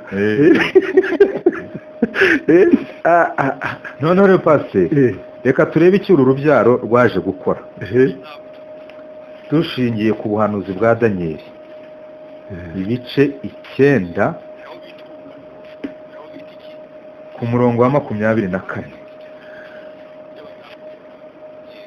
Inyungu abantu bose bo mu isi bashobora kuba baraboneye muri uru rubyaro rwa Dawudi na Aburahamu. Ku murongo wa 24 aravuga ngo ibyumweru 70 bitegekeye ubwoko bwawe n'umurwa wera kugira ngo ibicumuro bicibwe n'ibyaha bishire no gukiranirwa gutangirwe impongano haze gukiranuka ku iteka. Wibuke ko Dawudi yeruye amahirwe ngo ay'umuntu Imana ibaraho gukiranuka atabiheshejwe n'imirimo. Nuba umuntu ushobora kugaragara mu maso y'Imana nta cyaha aregwa. None Daniel aravuze ngo ibyo byumweru 70 bitegekeye ubwoko bwawe n'umurwa wera. Icyo gihe rero cy'ibyo byumweru ni igihe ibicumuro bizashira, ibyaha bigakurwaho, noneho gukiranirwa kugatangirwa impongano, hakaza gukiranuka. Ibyo bivuyeho, ibyo nibimara gukurwaho ikizakurikiraho no gukiranuka. none kiriya gihe cya Daniel nta gukiranuka ku iteka ko ari guhari. amategeko se ntabwo yari ahari. Hariya mu guteka wa 2:6-25 avuga ngo nuko ngo nitwitondera ayo mategeko yose n'amateka yose uko Imana yayatubwiye ngo bizatubera gukiranuka. Gukiranuka ntabwo ko ari kwiteka. Reka da kwarashoboka gasa ahubwo izi impamvu kutagombaga kuboneka nuko amategeko ari yamenyekanisha icyaha. Niyo mpamvu kandi ari imitwaro idaterurwa wa mugani wa Yesu. Ezekiel yavuze ngo umukiranutsi rero azabeshwaho no kwizera nakore nacumura gukiranuka kwe kose kuko kutari kwiteka. Ako igitangaje rero nuko uyu munsi ako kantu rero muri isezerano rishya bakazana ngo byanditse ntabwo bibuka wa muntu mva nawe ngo byanditswe ngo nucumura gukiranuka kwawe nikuzashoboka uzaba gushize. Zakariya aho uyari muri Mose yari muri Mose kandi no kuri babiteye agahinda kwereka umuntu kuri akenda kukugwa nabi ngo ya ubwo we Ezekiel ni ijambo ry'Imana no yaraburutura agatwara ubutumwa wahawe n'ubuhe ngo nubwo gutera abantu ubwoba. mu gihe Daniel yavuze ngo ibyo nibishira ibyo byumweru 70 bizarangirana nuko ibicumuro bishize, ibyaha bikuweho, gukiranirwa kubonewe impongano, gukiranuka kwiteka gutembe. Ariko uzi yuko umutambyi Aroni ku munsi wo guhongerera Imana yamutegetse ngo arambike ibiganza. Umva ibi bintu bitatu Daniel yavuze: ibicumuro, ibyaha, gukiranirwa. Uzi ko ngo nibyo Imana yategekaga Aroni amaze kurambika ibiganza ku itungo, ngo ibyo bitatu ngo nibyo yagombaga kwatura. Noneho habonetse umwana w'intama w'Imana ukuraho ibyaha by'abari mu isi. Daniel avuze ngo nawe icyo gihe icyo azakora azaca ibicumuro, akureho ibyaha no gukiranirwa aguhongerere. Yesaya 53 naho nyine bavuga ibya Yesu, usanga ibyo nyine bitatu ngo nibyo yazize gukora. ibyo rero ngo nabikuraho sasa gukiranuka kwiteka kuzaboneka. none se uwiteka ninde uretse Imana ubwayo? ba mu yindi vuga gukiranuka kw'Imana kuzaherako usakare. Paulo rero mu Baroma, dore ukuntu Bibiliya rero ari sheni imwe. Paulo akavuga ngo noneho, ngo ariko noneho ari gukiranuka kw'Imana bahishuwe. Yabanza kuvuga ati gukiranuka kwanjye kugiye guhishurwa. Yesu yabanza kubihanura. Aravuga ati gukiranuka kwanjye kurihuse, agakiza kanjye karaje, kandi gukiranuka kwanjye kugiye guhishurwa. Noneho Pawulo agahita avuga ngo ariko noneho gukiranuka kw'Imana kwarahishuwe neza neza, ajomba mu kirenge cya Isaya, kudaheshwa n'amategeko n'ibyahanuwe. Nubwo ibyo bibiri ari byo biguhamya, yego, ngo niko gukiranuka abizeye baheshwa no kwizera Yesu Kristo, ari nta tandukaniro.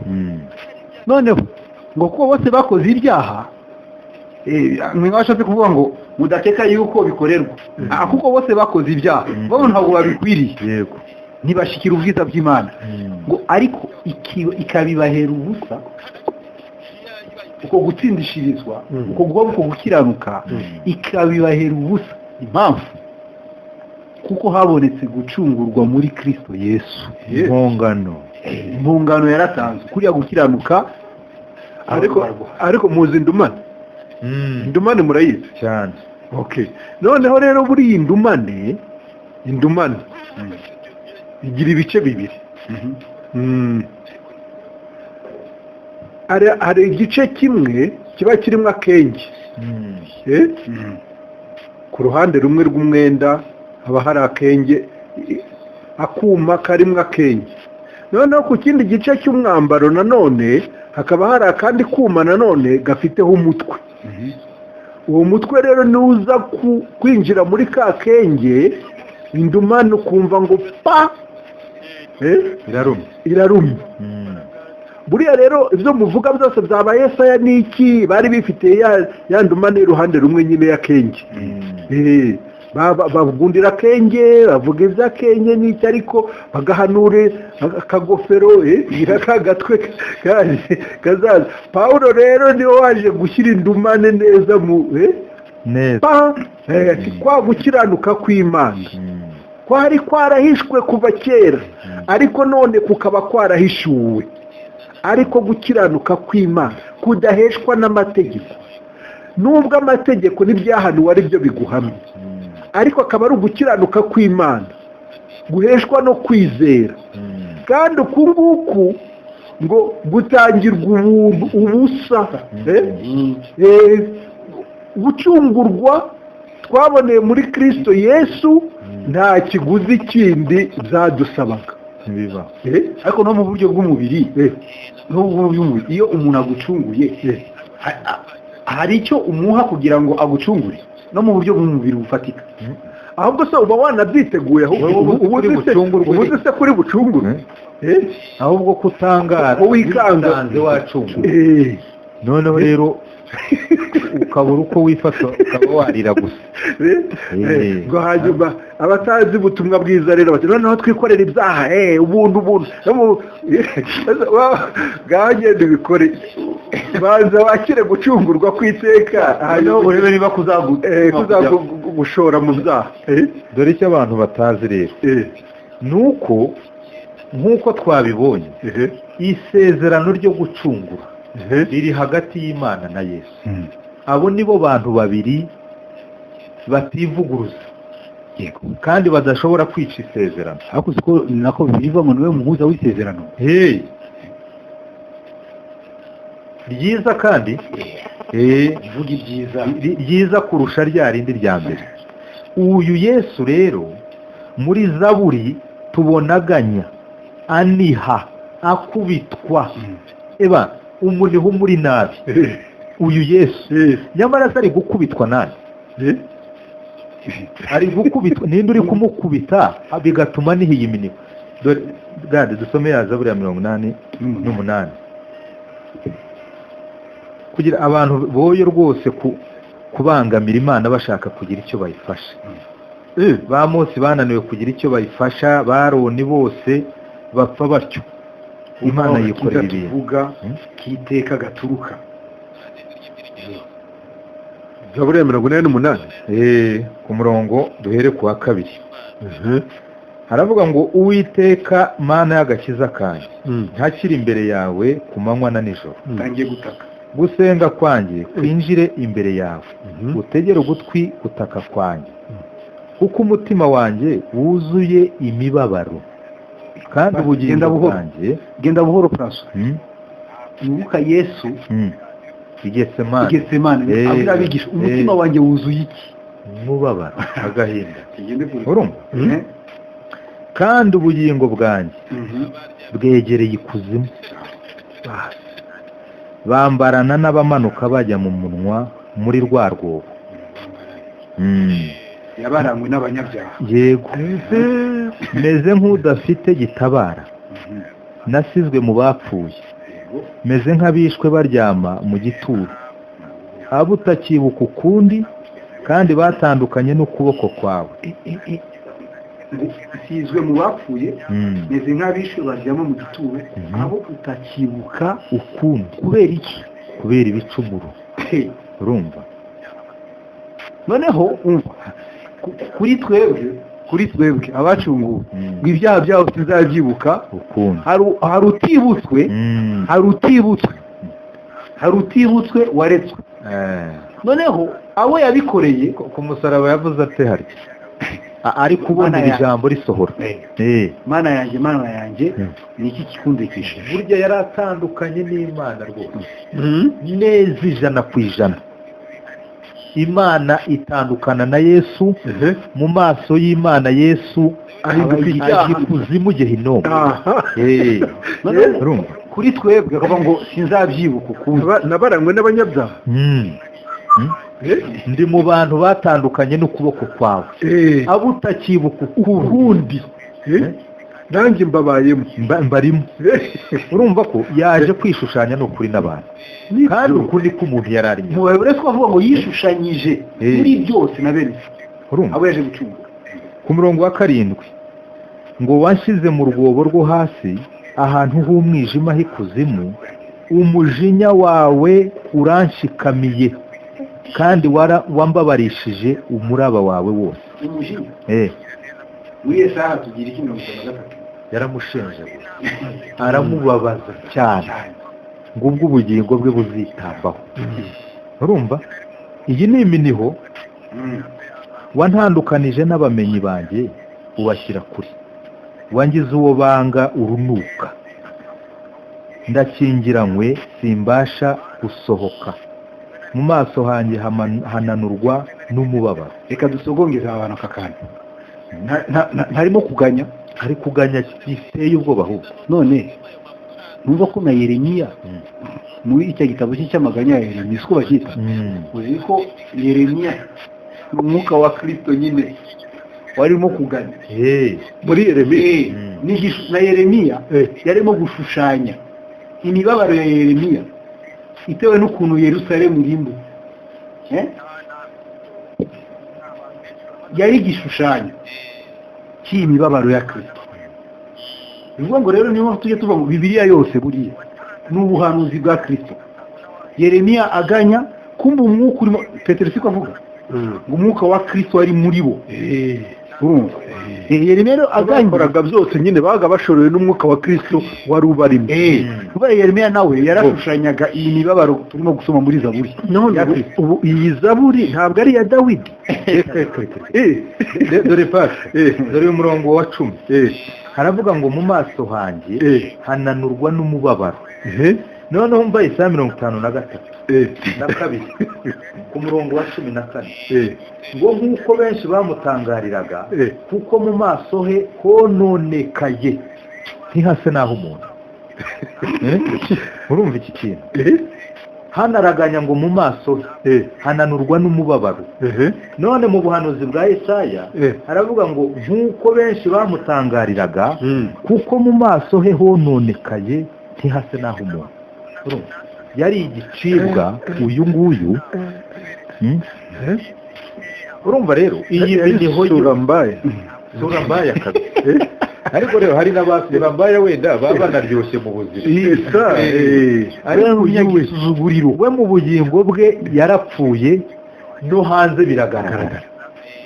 Urumva ibi rero nibyo Petero avuga ati umwuka agahishura imibabaro ya Kristo bitaraba kweli. Ariko sarahanihishwa n'iki? Aranihishwa n'iki? Ni ukuza gukuraho ibyaha no kumaraho ibicumuro no kurandura gukiranirwa, noneho agatembesha gukiranuka ku iteka ryose. Ndababara aba bantu bavuga yuko agakiza dufite atari agakiza k'iteka gashobora gushira kakavaho umuntu akakambuka. Ni ukuri icyambere ni ugupfobya uyu murimo w'umuntu yakoze. Uyu muntu aba yarazize ubusa. Niba ikivuye muri ibyo bisebye kidashobora kuramisha umuntu abe witeka nk'uko n'abahora witeka, kandi mu buhanuzi batubwiye ngo n'urubyaro ngo Imana bizaramisha urubyaro rwe. Kubera ikizaruramisha ni ukuvuga iki gikorwa yakoze. Uvuze iryo jambo rero nyibutsa Yesaya wumva ukuntu yavuze pasiteri icyo kintu God avuze kandi ni ukuri kwimwe. Ubu nta kintu kiba Yesu atavuze atanabonye. Uyu munsi iyo umuntu abwiye umukristo nimba warizeye ufite ubugingo bw'iteka ryose, yewe reka tuve mu byanditswe twinjire mu buzima, kabone n'ubwo wagwa mu ntege nke hari isezerano rikurengera utabiheshejwe no kuvuga ngo Mana mbabarira ndakoze iki cyaha. Ibyo ushobora kubitakishwa na wa mwuka cyangwa se umubabaro w'agahinda utewe n'uko wagenze uko se adashaka, ariko si cyo cyangombwa kiguhesha kongera kuba umwana w'Imana. Umuntu akakubwira ngo reka da, uwo murengezi arahari, isezerano rirahari kurengera kuva ebana yavuze ngo sinzabeshya Dawudi. Iyo ni Imana yavuze. Iryo sezerano ihaye Dawudi irikomereje ku rubyaro rwe. None umva ukuntu muri Yesaya 49 ku murongo wa 4 havuga ngo ariko ndavuga nti naruhijwe n'ubusa, amaboko yanjye yapfuye ubusa, nyakoresha ibitagira umumaro. Icyakora nzacirwa urubanza n'Uwiteka, kandi Imana yanjye niyo izangororera. Urumva aha Yesaya 49 ku murongo wa 4. Babandi bakunda imitwe batasoma badasomye imitwe reka n'abasomye. Aravuga ngo iby'umucunguzi w'Abisirayeli n'uw'abisi bose. Hari umuntu udashobora gusoma atasomye umutwe. Uwo mutwe bababwire ngo umutwe nguvuga gute. Urumva rero uyu muntu uje gukora uzi ko hano ku murongo hasi kuwa 6 aravuga ngo ku umugaragu wanjye ugakungura imiryango ya Yakobo ukagarura Abisirayeli bacitse ku icumu. Ibyo ntibihagije, ahubwo nzaguha kuba umucyo wo kuvira amahanga kugira ngo agakiza kanjye kagere ku mpera y'isi. Urumva umucyo wo kuvira amahanga ko Israeli jamara rikunda cyane 42 mu 6 ku isezerano ry'abantu n'umuvira amahanga. Urumva rero uyu ni Yesu uri kuvuga, ariko nyamara ari kureba imbere nyuma y'uko aca muri iyo mibabaro. Aribaje ati none ko ndeba ibinkoze bifobejwe kandi ku Mana byemewe, ubu naruhijwe n'ubusa, amaboko yanjye yapfuye ubusa, aravuga ati ariko rero Imana niyo ntanzeho umugabo nizancira urubanza cy'icyo nakoze cyari cyuzuye kugeza iteka ryose. Urumva nibyo rero wari uri kuvuga, biteye agahinda kumva umupasiteri bishopu apotre ndenande ubwira abantu ngo urinda agakiza. Iryo jambo rindya mu matwi niba hari ikintu nanga ni ukuri kw'Imana. Wambwira uti ahubwo iyo uvuze ngo kurinda, Petero avuga ngo ubwo mwagarukiye umurinzi cyangwa se umwungeri w'ubugingo bwanyu akaba ari nawe murinzi wabwo.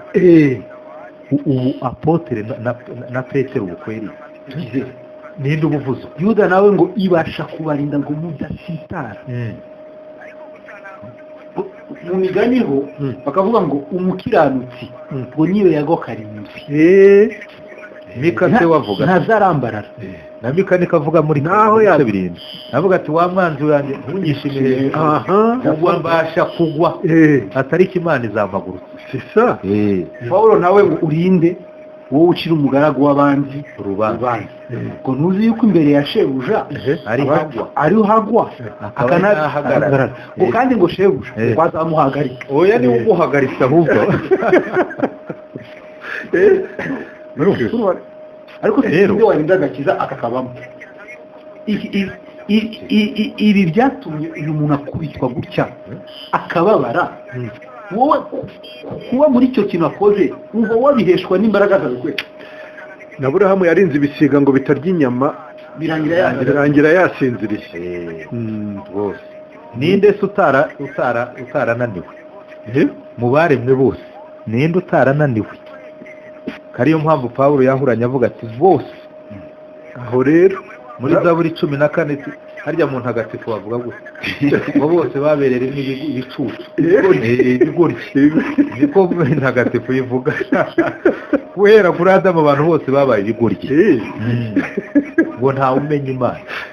Urumva rero iyo tuvuga uyu Dawudi ni ukuri tuba tugaragaza ishingiro ry'ubwishingizi bw'agakiza turi muri munsi. Twaratunguwe by'ishingiro ry'ubwishingizi kandi turi gusoma Dawudi tukabona ishingiro ry'ubwishingizi bw'agakiza turimo twebwe. Dawidi ariko kutamenya ubutumwa bwiza yisanze ibwami atabifite uruhare. Yarahire ngo Irodebari kwa Maki hakuzeyo Pawulo avuga mu Baroma 5 ubwo twatsindishirijwe no kwizera ubu noneho dufite amahoro ku Mana kubw'umwami wacu ubwo sitwe nta ruhare dufite mahanga wadushyikirije ubu buntu dushikamye. urumva gushikama ni ugushingwa ni uguterwamo imisumari ugahagarara mbese ni cya gitsi ku mutima ubundi. ubwo twatsindishijwe no kwizera dufite amahoro ku Mana kubw'umwami wacu. Yego wadusomeye mu buhanuzi no muri Ezekiyeli nguwo Imana izamugira isezerano ry'amahoro. Imana izagirana natwe isezerano ry'amahoro. Muri Mika wakavuga iki ngo azatubera amahoro. Aha dusomere kwanza n'ibice 5 baza udusubiriremo kugira ngo abantu Ezekiyeli none uhuze na Mika none uhite turangirize mu Baroma igice cya 5 umurongo wa 1. Ezekiyeli 37 ku murongo wa 26 haravuga ngo maze kandi nzasezerana nabo isezerano ry'amahoro ribabera isezerano ry'iteka ryose. Apana ry'igice apana ry'imyaka na garanti rifite rifite igihe rifite imyaka yo kubaho nk'iyi Imana ubwayo ibaho. Ni isezerano ry'amahoro ikintu cya mbere, cya kabiri ry'iteka ryose. Noneho tugereye muri Mika. Oya reka manuke none muri kuvuga gutya nanjye ndavuga nti muragahoraho iteka namwe abantu bajye babumva bahore babumva. Twabayeho muri Yesu dore 27 gate wumva aka kantu ihema ryanjye niryo rizaba hamwe nabo noneho kuri 28 amahanga yose azamenya yuko ari njye Uwiteka weza Isirayeli igihe ubuturo bwanjye bwera buzaba muri bo hagati iteka ihema aho nihe n'ubuturo aho ni ya Ezekiyeli Ezekiyeli 37 wumve agarutse ku ihema agarutse no ku buturo noneho dusubire inyuma tutarajya muri Mika muri Yesaya 8 Yesaya 8 okay ku murongo wa 14 haravuga ngo kandi niwe uzabera ubuturo bwera niwe uzababera ubuturo bwera uwo niwe uzatubera ubuturo bwera mu gihe Ezekiyeli avuze ngo ubuturo bwanjye ubwo buzaba hagati muri bo uyu niwe uzatubera ubuturo bwera noneho twasubira mu Baheburayo 9 pasiteri umwanditsi akavuga ngo icyo umwuka wera tumenyesha ni iki ku murongo wa 8 ngo ni uko inzira ijya ahera cyane yari itarikanwa mu gihe ihema rya mbere yumva ko agiye kuza irya kabiri ubwo irya mbere ryari rikiriho inzira ijya ahera agombaga kuboneka ibaze ko umwanditsi rero wavuze ngo ihema mbo Ezekiyeli akavuga ihema ngo rizaba hagati muri bo Yesaya akavuga ubuturo ariko kandi tugasanga Yesu ngo niwe Imana yiyungiye n'abari mu buturo bwayo niho Imana yiyungiye n'abari mu ntiyabikibabaraho ibicumuro noneho Mika rero murashinga amashuri ya Bibiliya cyangwa mujya muzamugarukira hano kandi y'umwuka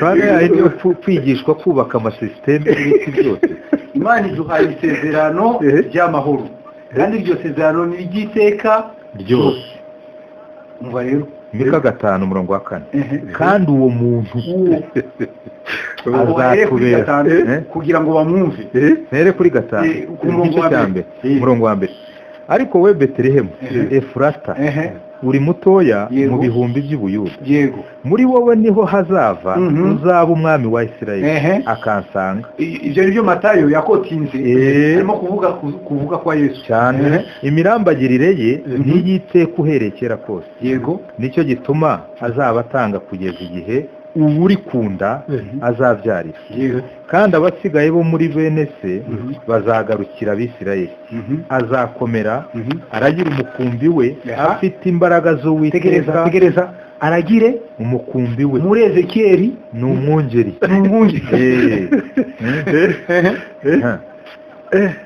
naho muri Petero n'icyubahiro cy'izina ry'Uwiteka Imana yego kandi nabo bazakomera kuko icyo gihe hazaba akomeye kugeza ku mpera z'isi kuko akomeye nabo bazakomera kandi uwo ubwo atagipfa nanjye singipfa kandi uwo muntu niwe uzatubera amahoro uwo muntu niwe uzatubera uwo amahoro noneho dusomerera hariya mu Baroma gice cya 5 umurongo wa 2 ubwo biratuma nanjye nambuka mu Baefeso cyangwa ari mu mutwe wanjye ndahise mu Baefeso ibice 5 Abaroma hanyuma nanjye nze kuza mu Bagalatiya sasa Abaroma 5 umurongo wa 2 nuko rero ubwo twatsindishirijwe no kwizera dufite amahoro ku Mana kubw'umwami wacu Yesu Kristo ubwo twatsindishirijwe no kwizera dufite amahoro yayandi wazatubera amahoro noneho rero ya mahoro yarasohoye kubera iki nuko twatsindishirijwe kubw'umwami wacu isezerano ry'amahoro kuko ngo turarishyikiriye ry'iteka neza dufite amahoro y'iteka Yesu ati mbahaye amahoro yanjye wadushyikirije ubu buntu dushikamyemo kubwo kwizera ngo tubone uko twishimira ibyiringiro byo kuzabona ubwiza bw'Imana ubu buntu dushikamyemo ubwo ndi kuzuza Mika ubuhanuzi bwa Mika 5:4 Pawulo mu Baefeso ibice 2 ku murongo mpere kuri 13. Ariko none kuko muri Kristo Yesu mwebwe abari kure kera mwigijwe hafi n'amaraso ya Kristo. Uwo Mika yavuze ngo uwo muntu azatubera amahoro. Uko ukuntu Pawulo atajya inyuma ya Mika. Uwo ni we mahoro yacu. shakurekera Uwo ni we mahoro yacu. amahoro y'iteka. Ariko ubundi aya mahoro aje kuki? Nuko ibicumuro byashize cyane. Ibyaha byakuwe. Bibiliya nivuga ngo nta mahoro y'umunyabyaha yava gukiranirwa kurahongerewe impongano. Rebera mu mbobaro w'amahumo 3:25. Nanjye ndasoma mu rwa mbere rwa Yohana ibice 2. Abaroma 3:25.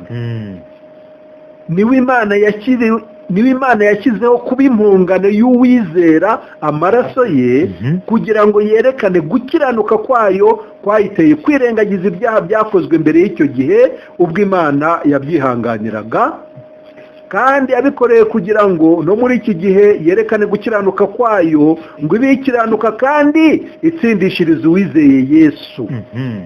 igitambo cya Kristo cyatumye Imana kera yirengagiza cyarakoze mu bihe byashize cyane no muri iki gihe kigakora cyakinye hombi mu isezerano rya kera.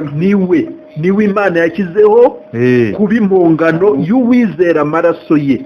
Mu gihe Daniel avuze ngo no gukiranirwa gutangirwa impongano, none irabonetse. Mu rwa mbere rwa Yohana 2 umurongo wa 2 haravuga ngo uwo ni we mpongano y'ibyaha byacu. Nyamara si ibyaha byacu gusa, ahubwo n'iby'abari mu isi bose. Yohana wa mbere 2 umurongo wa 2 ngo uwo ni we mpongano y'ibyaha byacu. Nyamara si ibyaha byacu gusa, ahubwo n'iby'abari mu isi bose. Ubu koko impongano y'ibyaha yaratanzwe, sibyo cyane? Impongano y'ibyaha yaratanzwe. tegereza rero sasa kugira ngo gukiranuka kwiteka kuze.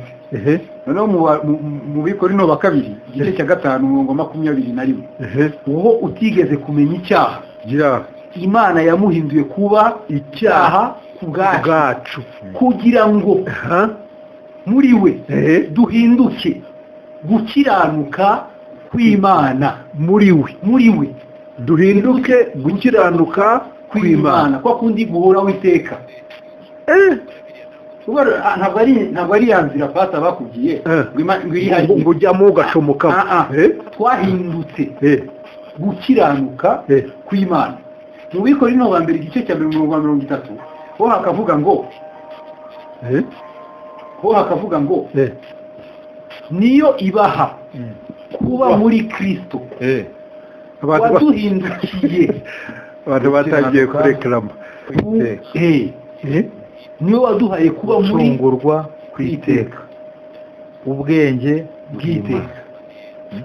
Niwe ubundi kuki abantu bafite ikibazo mu bwonko bwabo bashaka kumvisha ibintu binyuze mu marangamutima. Yesu aravuze muri Matayo 5 nuko ari abantu buntu. Ni abantu buntu. Yuda baravuga ngo badafite umwuka. Yesu aravuze ngo sinaje gukuraho amategeko cyangwa ibyahanuwe. Wibaze ko atwara ibi bintu gutya. Amategeko n'ibyahanuwe. Azuka ati mwabapfumwe mutinze cyane kwizera iby'abahanuzi na Mose bavuze. None akavuga ati rero naje kubisohoza. Nta kanyuguti ko mu mategeko cyangwa agace kayo kazakurwaho kugezaho byose bizarangirira. None muri Yohana 19 Yohana akavuga ngo Yesu amenya yuko byose birangiye. Urumva ukuntu ibi bintu bisobanura? Nta kanyuguti ko mu mategeko gashobora kuvaho Yesu atararangiza byose. Nyamara ageze ku musaraba ngo amenya yuko noneho byose birangiye. Ataka mu ijwi rirenga agira ngo ibyanditswe byose bisohoreye. Niko kuvuga ngo mfite inyota. bamukubita siporo arayisoma arangije yatura ijambo rivuga ngo noneho birarangiye. niko ubundi muri iyi minota se pasi tuha abantu barashaka nabo kugira icyo bavuga ariko nk'ubu ngubu mba numva mwakomeza ariko amasaha nayo akaba twibere mu isabato twararuhutse ntacyo ayo mashuri nimuyafungure ishuri rirahari hariya kwa Ndamage rirahari ishuri rya Bibiliya ariko ubukweri apana guforoma abakozi b'Imana bajya gushinga amadini. oya n'abandi n'abaduteze amatwi nabo bambwire ko mfite umukunzi wacu witwa Philibert ni umupasitori ni umuteolojiye ubu nizeye ko adukurikiye buriya turaza kuganira nawe nyuma mu gikari tubwirereza niba iyi teoloji barayize kuko aya mashuri yanyu ndumva atandukanye n'ayo nzi. abantu rero bashaka guhamagara ni kuri 0784 44 68 81. iyo ni MTN 0784 44 68 81. naho wa Tigo we ni 0722 44 68 81. 0722 44 68 81. mu minota mike cyane ushobora kunyaruka nawe ukagira icyo uvuze cyangwa se niba ari ikibazo ukakibaza birashoboka kigasubizwa nonaha cyangwa se kikazasubizwa ubutaha. murakoze cyane ngaho namwe nimuze. Keep it here on 103.6 Hot FM. Tears will never stain the streets of that city. Our heart will never break anymore. If I could count the tears that have fallen, it would seem like an ocean to me. If my heart were a window you could look through, oh, the pain and scars you would see. Tears will never stain the streets of that city. No wreath of death on my mansion door. Teardrops aren't welcome beyond the gates of glory. Our heart will never break anymore. ngaho rero nimugire icyo muvuga musoza. ndabona abantu nabo bavuga bati rero izo twavuga ntabwo zaruta ibyo muvuga ntacyo barenza. reka rero ngewe nsonze ngira nka pasiteri tumaze kugaragaza ni ukuri umugambi w'agakiza w'Imana kudashingiye ku mirimo ahubwo ushingiye mu isezerano rya Aburahamu na Dawidi nk'urubyaro rwasezeranijwe rugomba kuzaza. nyuma y'ibyo rero tumaze kugaragaza mu buhanuzi bwose no mu butumwa bwiza ndetse no mu mategeko. reka nsoze mvuga nka Pawulo, ibyakozwe n'intumwa umurongo wa ibice 13 umurongo wa 40 ndasozereza kuri 41. ibyakozwe n'intumwa 3:6 umurongo ibyakozwe 13 36 kugeza kuri 41. ngo kuko Dawudi amaze gukora iby'Imana yashatse mu gihe cye arasinzira ashyirwa kuri ba sekuruza arabora, ariko uwo Imana yazuye ntarakabora. nuko bagabo bene data mumenye ko ari muri uwo tubabwira kubabarirwa ibyaha, kandi kuwizera wese atsindishirizwa nawe mu bintu byose iby'amategeko ya Mose atabashaga kubatsindishiriza. nuko mwirinde kugira ngo ibyavuzwe n'abahanuzi bitabasohoraho ngo dore mwabanyagasuzuguro mwe mutangare murimbuke, kuko nkora umurimo mu gihe cyanyu uwo mutazemera naho umuntu yawubasobanurira. iri jambo Pawulo akotinza hari riri muri Nahumu igice cya mbere ku murongo wa 5. Ariko na Yesaya ubwe muri 53 yaravuze ngo ninde uzizera. Nkuko na muri 49 ku murongo wa 4 Yesu yibaje ati none naruhijwe n'ubusa, amaboko yanjye yapfuye ubusa. Urumva rero kutemera icyo Imana yakoreye muri Yesu ni ukuri nta kindi kibizanira umuntu keretse kurimbuka. Rero nibizere ko Imana yarangije umurimo, bagendere mu buntu bwayo. Haleluya. Imana ibahe umugisha. Kandi ngaha nawe uvuga ijambo ryo gusoza, hanyuma nze nanjye nkomereze kuri uyu murongo wa 43 nyine w'igice cya 13. Tuvuga ngo iteraniro risohotse, benshi mu bayuda n'ababakurikije bakubaha Imana bakurikira Pawulo na Barinaba. Tuvuga ngo barizeye ibyo Pawulo na Barinaba bababwiye, nabo bavugana nabo barabahugura ngo bashishikariye kuguma mu by'Imana. Icyo nacyo natwe dusorejeho tubabwira bene data impamvu yacu yo kuvuga kwari kugira ngo mumenye inkomoko y'agakiza tuvuga. Hari abantu benshi bigisha agakiza bagafatiye hejuru, ariko twinjiye mu mizi tugaragaza inkomoko y'aka gakiza, tugaragaza aho ba Pawulo bakuye ubu butumwa bavugaga bw'ubuntu bw'Imana, aho babukuye inkomoko yabo niyo twagiyemo. Rero turangije tubabwira ngo aka gakiza tugaheshwa no kwizera Kristo Yesu umwana w'Imana.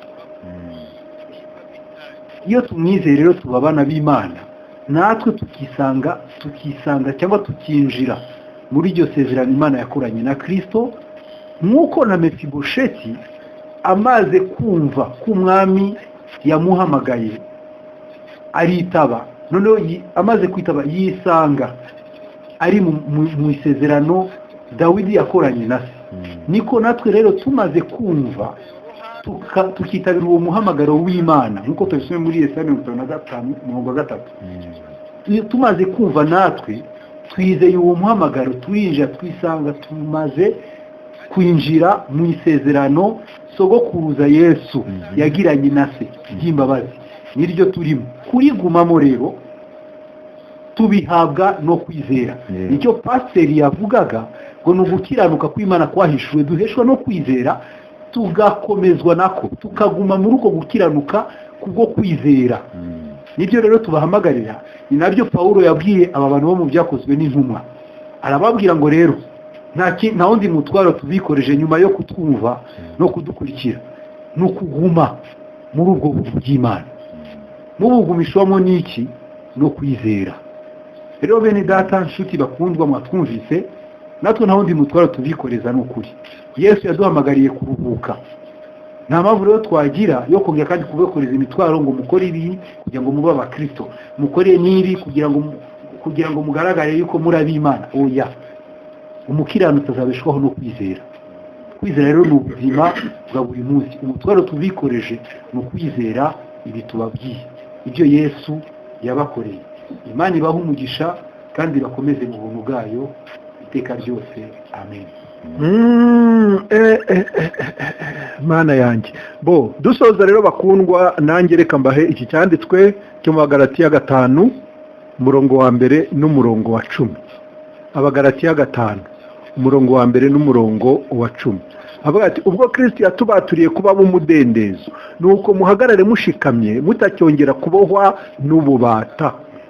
Aya magambo mwumvise aha ngaha ndahamya ntashidikanya yuko hari aho bakuye wa mugani. Nibibi mvugo gusa ngo hari aho dukuye, hari aho dukize. Aya magambo niko kuri, kandi ukuri niko kubatura. Uko kuri ni Kristo.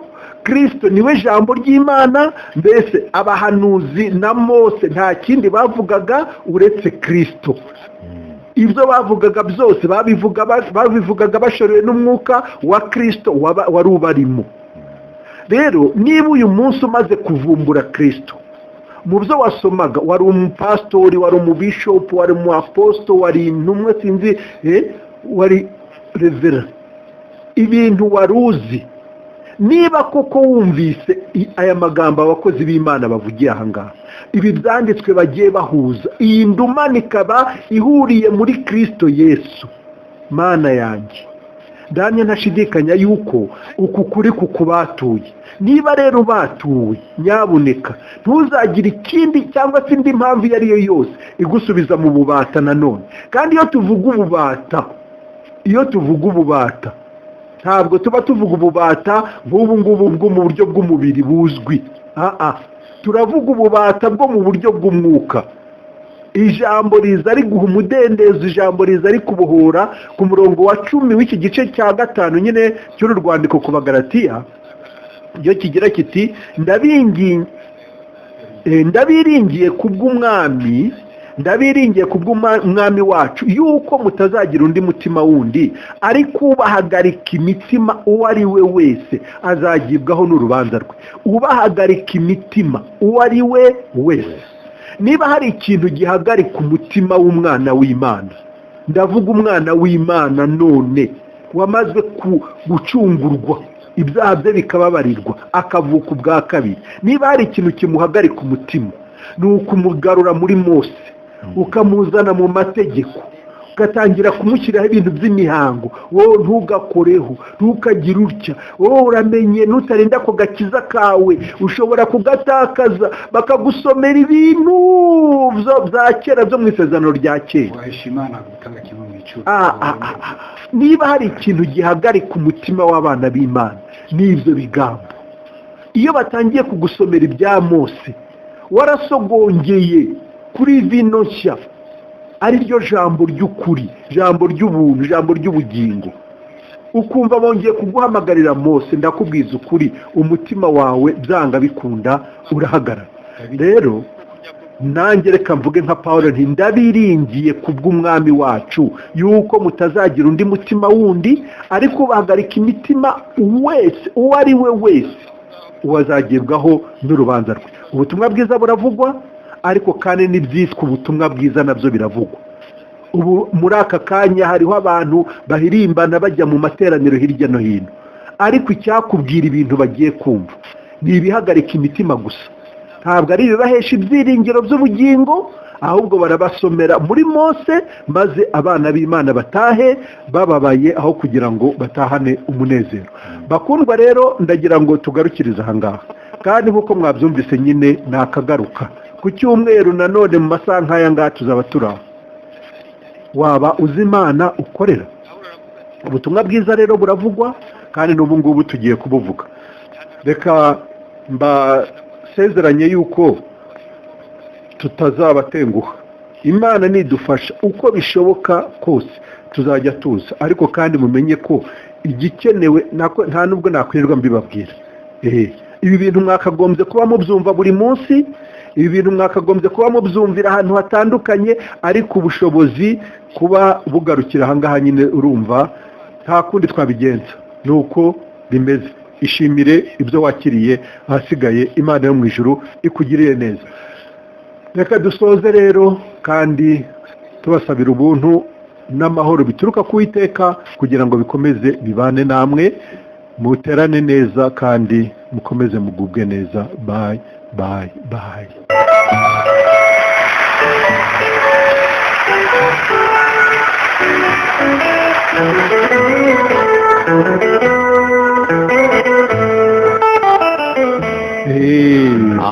Birashoboka ko wenda wowe bwaba ari bwo bwa mbere, birashoboka ko bwaba bwo bwa mbere wumvise aba bagabo. Reka mbasabe babampere nimero, kugira ngo uyikeneye cyangwa se ukeneye kugira icyo usobanuza n'iki wababaza.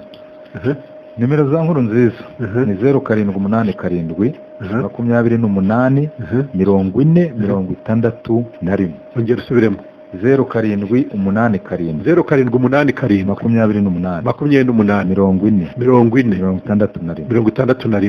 40 Gadi ni 0788 0788 76 20 Aha, ushaka gukomeza kubumva nanone waza hariya kwa Ndamage mu mujyi, mu nyubako ya Ndamage, etaje ya 2, umuryango wa 2. Imana ibagiriye neza. Bye bye bye. of a loved one.